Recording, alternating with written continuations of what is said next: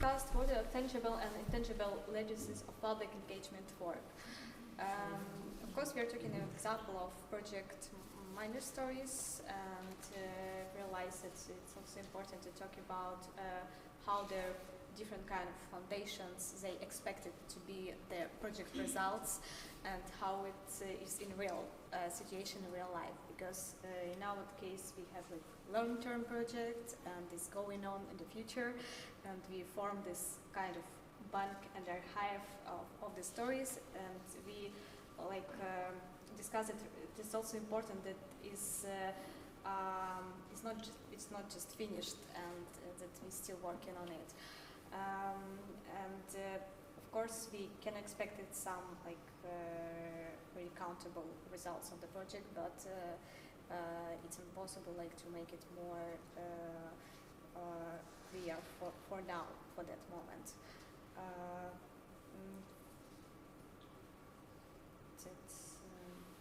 Okay, thank you. This table, Sophia, could you read out your question and then just perhaps feed back a couple of points from your table?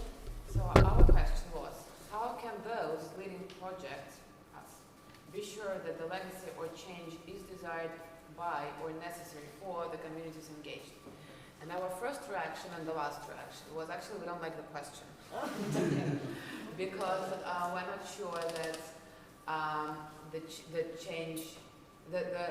whether the change is desired or it's necessary is what lead the project and what is the result we're actually aiming to. And we were just sharing our practices as stories about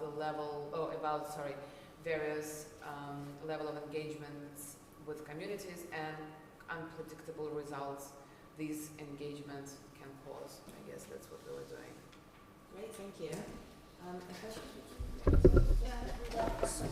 We had what issues does pro-social productivity present, and who determines what is produced, and we began kind of talking about, you know, the initiator of the project determining what was produced, and then very quickly deconstructed that because of the potential role of audiences to shape it, or the role of teamwork if it's a team project.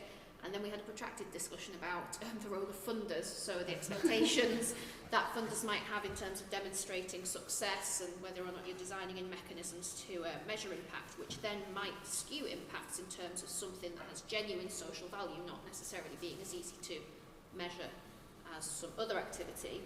And we kind of kept coming back to the idea of structure sort of shaping outputs, so whether that's neoliberal accounting mechanisms for UK universities or kind of illiberal government structures in the Russian NGO context, and that sometimes not producing outputs might be the most productive way to avoid producing antisocial outputs. And I think we all need some coffee, really. Okay, well, thank you so much for these first efforts and the really interesting conversations. So coffee is through.